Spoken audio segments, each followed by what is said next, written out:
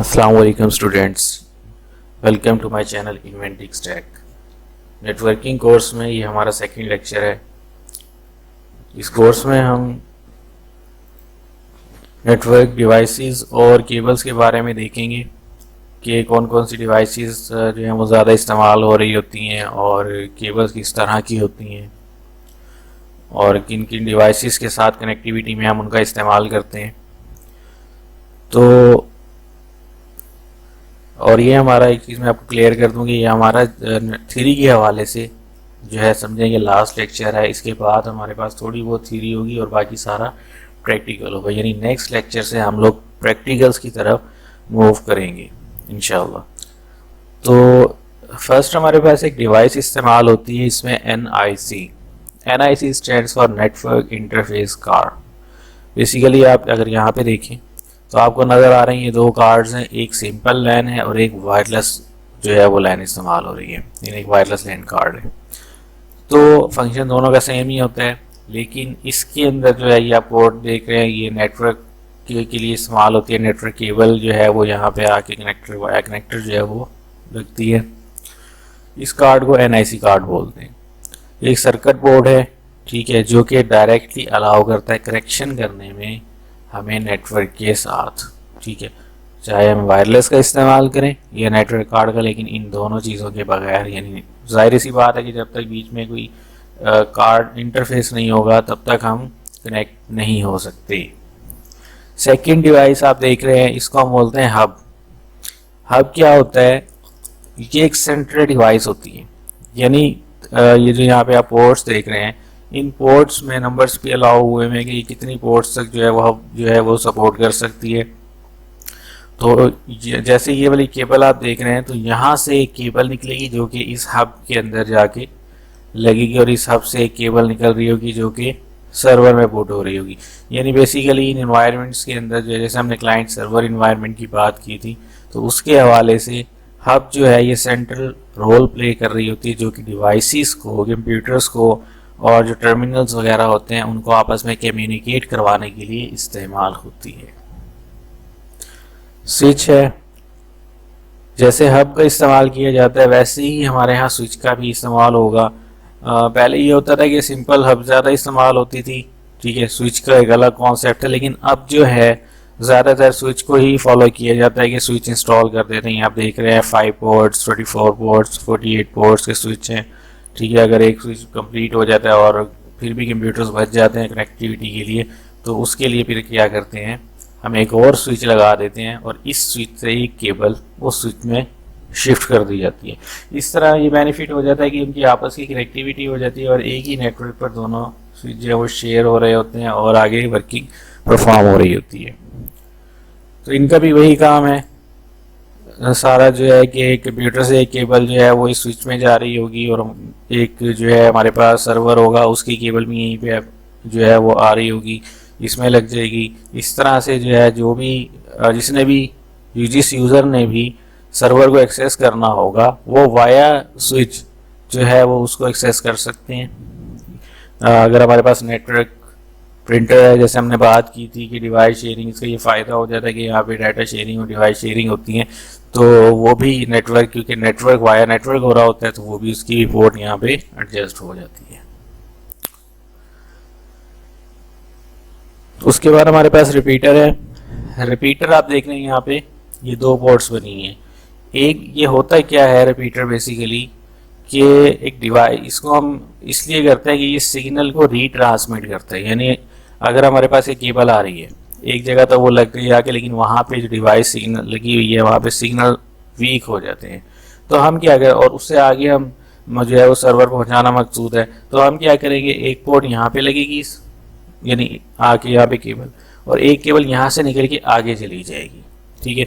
तो इस वजह से अब जो यहाँ पे सिग्नल वीक हो रहे होंगे, जब वहाँ पे ये डिवाइस लगी हुई होगी तो केबल वहाँ पे आके और जब आगे रीट्रांसमिट करेंगे सिग्नल को, तो उसकी वजह से जो अगला डिस्टेंस है वो कवर हो जाएगा, बजाय इसके कि हम उसी केबल को या उस जो है आगे लेकर जाएं और वहाँ पे जाके सिग्नल बिल्कुल ही ड्रॉप होना शुरू हो जाए और जो इंटरनेट की कनेक्टिविटी है, जो नेटवर्क की कनेक्टिविटी है, उसमें कोई भी इशू आए। तो रिपीटर का मतलब क्या है कि सिग्नल्स को रीट्रांसमिट करना, रिपीट करना, ट्रांसमिशन, ताकि जो है वो लॉन्गर डिस्टेंस को कवर कर सके। उसके बाद हमारे पास ब्रिज है। ब्रिज हम किसे कहते हैं, ये दो सिमिलर नेटवर्क्स को जो है वो कनेक्ट करने के लिए आपस में इस्तेमाल होती है। ठीक है, लेयर्स, डाटा लिंक लेयर पे ये काम कर रही होती है। जो लैन आर्किटेक्चर होता है, डाटा लिंक लेयर क्या होती है, इंशाल्लाह इसके ऊपर जो हमारे पास लेयर्स होती हैं OSI मॉडल की, इसके ऊपर एक लेक्चर हम जो है वो तैयार करेंगे आप लोगों के लिए, इंशाल्लाह वहाँ से आप लोग उसको अंडरस्टैंड कर सकेंगे। राउटर ये क्या है, ये बेसिकली ये भी एक लैन यानी दो लैन्स को आपस में कनेक्ट करने के लिए इस्तेमाल होती है। ठीक है, इसमें प्रोटोकॉल्स इस्तेमाल होते हैं। उसके अलावा अगर आप यहाँ पे देख लें ये चीज़ें, यहाँ पे हम अपनी मर्ज़ी से कार्ड्स वगैरह एडजस्ट कर सकते हैं। ये डिफरेंट पोर्ट्स हैं, ये ऑन ऑफ स्विच है। ठीक है, और इसका मकसद क्या होता है कि दो लाइन्स को आपस में ज्वाइन करना, और जो इसके अंदर डिफरेंट फंक्शनैलिटीज़ होती हैं, इसका अपना एक स्मॉल ऑपरेटिंग सिस्टम होता है जो कि इसके अंदर चीज़ों को मेंटेन कर रहा होता है। इसके अंदर जो है फायरवॉल होती है, और ये जो सॉफ्टवेयर वगैरह ये फिल्ट्रेशन इसके अंदर हो रही होती है। यानी इसका बेनिफिट ये होता है कि कोई भी अदर यूज़र जो बाहर आउटसाइडर होता है उसको आने में आसानी नहीं होती। ये अपने अंदर एक राउटिंग टेबल रखता है जिसके अंदर जो भी यूज़र जो भी वर्किंग वहाँ से सिनेरियो हो रहा होता है उसकी तमाम ट्रांजेक्शन वहाँ पे स्टोर हो रही होती हैं। तो ये सिक्योरिटी पॉइंट ऑफ व्यू से जो है बहुत ज़्यादा इस्तेमाल किया जा रहा होता है। और जो एक ऑर्गेनाइजेशन के डिफरेंट ब्रांचेस को कंट्रोल करना होता है हेड ऑफिस के साथ, तो वहाँ पे भी इसका इस्तेमाल किया जाता है। उसके अलावा क्या है, मॉडेम है हमारे पास। ये तो आप लोगों ने देखा ही होगा, डिफरेंट डिवाइसेस यानी मॉडेम के हवाले से जो हमारे यहाँ इस्तेमाल हो रही होती हैं, कंपनीज हैं वो प्रोवाइड करती हैं, जो इंटरनेट सर्विस प्रोवाइडर्स हैं ये लोग भी देते हैं, और आप मार्केट से भी इसको परचेज कर सकते हैं। ये डिवाइस बेसिकली करती क्या है, ये मॉड्यूलेशन और डी मॉड्यूलेशन के लिए इस्तेमाल होती है। कि हमारे पास टेलीफोन लाइन है, और वो टेलीफोन लाइन अगर हम यहाँ पर देखें, को मैं थोड़ा सा बड़ा कर लेता हूँ, तो यहाँ पे देखें ये टेलीफोन लाइन यहाँ पे जो है वो ऑपरेट हो रही है, और ये बाकी जो है लैन्स हैं हमारे पास। तो ये जो टेलीफोन लाइन है इसके अंदर जो कनेक्टर इस्तेमाल हो रहा है वो RJ11 कहलाता है। ठीक है, और इसमें होता क्या है कि टेलीफोन से एक लाइन निकलेगी जो यहाँ पे चली जाएगी, और यहाँ से जो है वो RJ45 कनेक्टर्स होते हैं जो कि आपके नेटवर्क केबल्स के साथ अटैच होते हैं वो, और आपके यहाँ से वो लग के आप दूसरा जो कनेक्टर है वो आपके कंप्यूटर में जाके एडजस्ट हो जाता है। तो मॉडेम क्या करता है हमारे पास, क्योंकि टेलीफोन लाइन जो होती है ये डिजिटल सिग्नल्स प्रोवाइड नहीं कर रही होती, बल्कि जो है वो इसमें एनालॉग सिग्नल्स हो रहे होते हैं, इलेक्ट्रिकल सिग्नल्स कहलाते हैं। तो उन सिग्नल्स को इस काबिल बनाना कि वो कंप्यूटर पर इस्तेमाल हो सकें, उसको हम कहते हैं मॉड्यूलेशन और डी मॉड्यूलेशन। ठीक है, तो उस मकसद के लिए यानी इंटरनेट को आपके कंप्यूटर पर ऑपरेट करने के लिए, चलाने के लिए जो है वो हम इसका इस्तेमाल कर रहे होते हैं, मॉड्यूलेशन और डी मॉड्यूलेशन का। तो इसके हवाले से जो है मॉडेम का इस्तेमाल किया जाता है।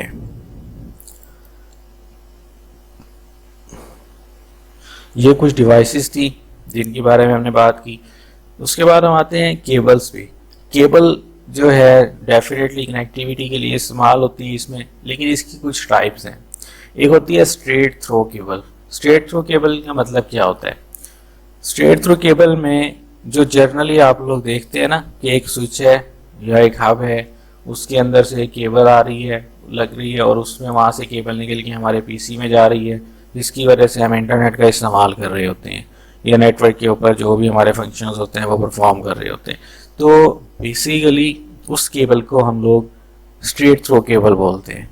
ठीक है, ये वहाँ पे इस्तेमाल होती है। एक सिंपल इसका कॉन्सेप्ट माइंड में रखें, स्ट्रेट थ्रू केबल वहाँ पे इस्तेमाल होगी जहाँ पे डिफरेंट किस्म की डिवाइसेस को कनेक्ट करना होगा, जैसे सिस्टम टू राउटर। ठीक है, अच्छा, और हमारे पास क्या है कि हम लोग क्या करते हैं कि सिस्टम टू स्विच आप ले लें। ठीक है, प्रिंटर को कनेक्ट करना है स्विच के साथ, तो आप देखें स्विच डिफरेंट डिवाइस है और कंप्यूटर डिफरेंट डिवाइस है। ठीक है, इसी तरह प्रिंटर डिफरेंट डिवाइस है।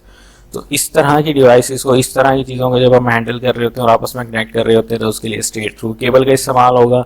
इसके अंदर जो हमारे पास केबल्स जो हैं वो 8 केबल्स होती हैं और इसके अंदर जो हम कनेक्टिविटी करते हैं इसकी, वो दोनों साइड्स की सेम होती है कनेक्टर। और ये जो कनेक्टर है ये RJ45 कनेक्टर इसके अंदर इस्तेमाल होता है।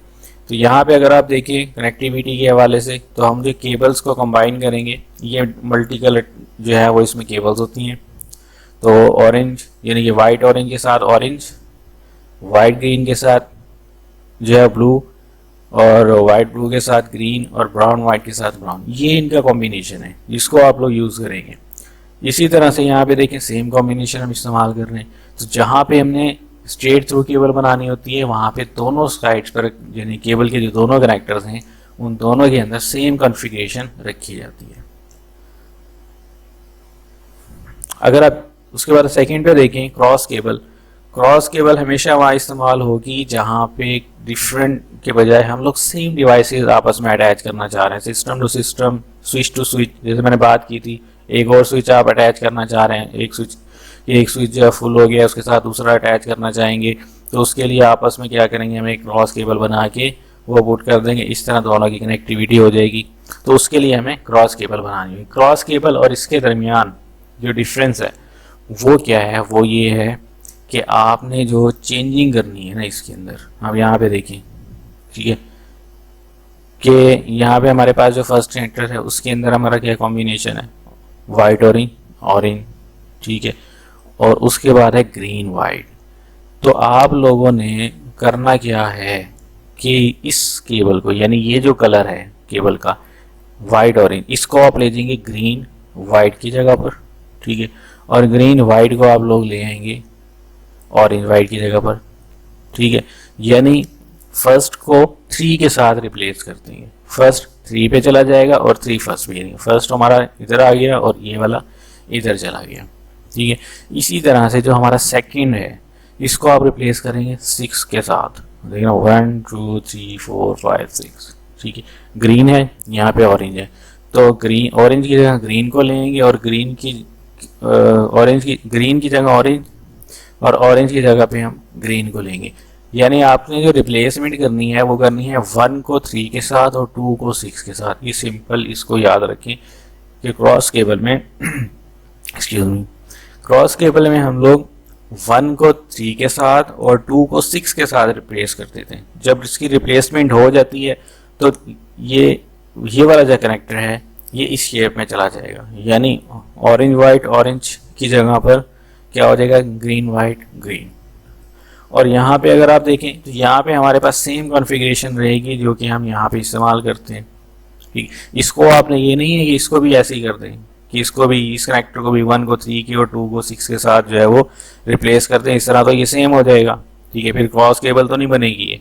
तो इस चीज़ के लिए क्या करेंगे, इस कनेक्टर को आप लोग वैसे ही रखेंगे जैसा कि हमने स्ट्रेट थ्रू केबल में देखा है, और इसको आप जस्ट रिप्लेस कर देंगे। तो इस तरह क्या होगा, ये क्रॉस केबल बन जाएगी और आप इसको सेम डिवाइसेस को आपस में कनेक्ट करने के लिए इस्तेमाल कर सकते हैं। कंसोल केबल है, कंसोल केबल में आप देखें ये मैंने यहाँ पे 2 तरह की इमेजेस दी हैं।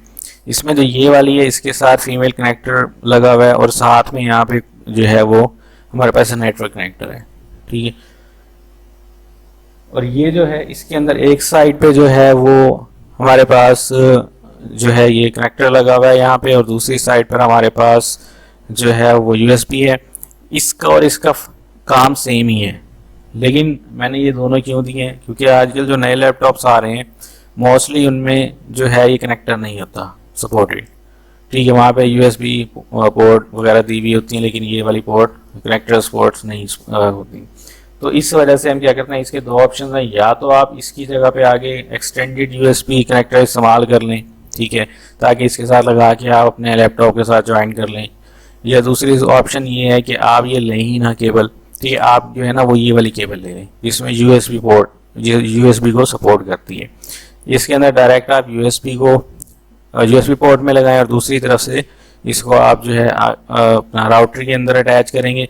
ये बेसिकली कंसोल केबल हम लोग ज़्यादातर राउटर्स की कॉन्फ़िगरेशन के लिए इस्तेमाल करते हैं, जहाँ पे हमने राउटर को कॉन्फ़िगर करना होता है, तो इसका ज़्यादातर इस्तेमाल हमारा राउटर के साथ होगा।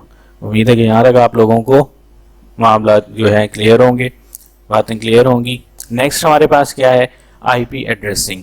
आईपी एड्रेसिंग जो है यानी इंटरनेट प्रोटोकॉल, जिसको टीसीपी आईपी भी होते हैं, साथ इसके TCP IP IP protocols, transmission control या इंटरनेट प्रोटोकॉल, जिनके ज़रिए हम ट्रांसमिशन को कंट्रोल करते हैं, आईपी को हैंडल कर रहे होते हैं, यानी इंटरनेट प्रोटोकॉल्स। ये प्रोटोकॉल्स क्या हैं, ये प्रोटोकॉल होते क्या हैं, सिर्फ इतना माइंड में रखें, जब भी हम कंप्यूटर को कनेक्ट करते हैं इंटरनेट के साथ तो डेफिनेटली आपको कुछ ना कुछ रूल्स को फॉलो करना होगा, जो कि बने हुए होंगे, जो कि कंपनीज ने बनाए हुए हैं।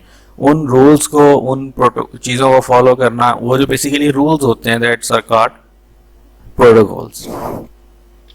तो हमारे उन यानी कनेक्टिविटी में हम आईपी प्रोटोकॉल्स जो होते हैं, इंटरनेट प्रोटोकॉल्स, उनको फॉलो करते हैं। तो ये हमारे पास दो तरह की एड्रेसिंग्स होती हैं, एक IPv4 है और एक IPv6 है, यानी IP वर्जन 4 और IP वर्जन 6। मोस्टली आपने देखा होगा कि हमारे पास जो है वो जैसे 192.168 और समथिंग इस तरह की एड्रेसिंग होती है, तो ये IPv4 एड्रेसिंग कहलाती है। IPv4 ज़्यादातर इस्तेमाल होने वाली एड्रेसिंग है। IPv6 जो है ये हमारे पास जो है बाद में आई है और इसके अंदर बहुत सी थोड़ी कॉम्प्लिकेशंस भी हैं और ये थोड़ा एड्रेसिंग लंबी हो जाती है काफ़ी। और दूसरा ये होता है कि इसके ऊपर काम जो है डिफरेंट वे में करना पड़ता है। तो हम लोग ज़्यादातर क्या करते हैं, आप ऑफिस में भी जो प्रोफेशनल पॉइंट्स हैं, प्रोफेशनल इदारे हैं, वहाँ पे भी IPv4 ही इस्तेमाल करते हैं। तो इस कोर्स में हमारा जो मेन फोकस होगा वो IPv4 के ऊपर ही होगा। IPv6 के ऊपर जो है वो इंशाल्लाह फर्दर जो है कोई लेक्चर जो है वो मैं डिज़ाइन करूँगा ताकि आप लोगों को इसके भी कॉन्सेप्ट क्लियर हो सके। तो IPv4 में जो आपने जो याद रखना है फ़िलहाल वो ये है कि हमारे पास क्लासेस होती हैं, class A, B, C, D, E, ठीक है। इनमें जो हम लोग जो मोस्टली इस्तेमाल करेंगे वो ये 3 क्लासेस पर हमारा ज़्यादा फोकस होगा। इसमें आप देखें जो रेंज है इन क्लासेस की, क्लास A की वो है 1.0.0.0 से लेकर 126.255.255.255 तक। और इसका जो सबनेट मास्क होता है, सबनेट मास्क IPv की कंप्लीट जो चीज़ें होती हैं वो मैं सारी आप लोगों को एक नेक्स्ट यानी फिर किसी लेक्चर में बताऊंगा, क्योंकि ये एक डिफरेंट इसके लिए लेक्चर तैयार करना ज़रूरी है ताकि आप लोग उसको क्लियर कर सकें। तो हमारा क्योंकि फ़िलहाल फोकस जो है वो आगे प्रैक्टिकल्स की तरफ है और कि हमने नेटवर्क पे काम कैसे करना है, बनाना कैसे, तो उसके लिए आप लोग फ़िलहाल इन चीज़ों को याद कर लें, ठीक है, ताकि जब मैं इस्तेमाल कर रहा हूँ तो आप लोगों को आइडिया होना चाहिए, पता होना चाहिए कि हम कौन सी क्लास यहाँ पे इस्तेमाल कर रहे हैं। तो सबनेट मास्क आपको याद होने चाहिए कि क्लास A का जो सबनेट मास्क है वो 255.0.0.0 से है और क्लास B जो है वो 128 से इस्तेमाल होती है। ये देखेंगे ये 126 तक जा रही है, आगे 128 है, फिर आगे ये, अच्छा इसमें आप देख रहे हैं कि 127 नहीं है, क्यों, ये भी अभी आपको क्लियर करता हूँ। तो 191 तक ये जाता है .255.2, ये जो 255 है ना ये हमारा एंडिंग पॉइंट है, ठीक है, इससे आगे हम नहीं चलते, 255 तक जाके हम लोग रुक जाते हैं। और यहाँ पे आप देखें तो क्लास B में 255.255.0.0 तक जो है हमारे पास सबनेट मास्क है। क्लास C जो है ये 192.0 से स्टार्ट होकर 223 तक जाती है, इसको भी ध्यान में रखें, 223 तक .255.255.255 और इसका जो मास्क है सबनेट मास्क वो 255.255.255.0 तक जाएगा, ठीक है, यानी यहाँ तक होता है। इसमें 255, इसमें 255.255, इसमें 255.255.255। ये जो क्लास D है ये 224 से स्टार्ट होकर, ठीक है, और 239 तक चलेगी, लेकिन ये रिजर्व होती है मल्टीकास्टिंग के लिए। 240 से आगे E जो क्लास है ये चलती है 254 तक और ये एक्सपेरिमेंटल के लिए इस्तेमाल होती है, ठीक है। तो हमारा मेन फोकस यहाँ तक होगा।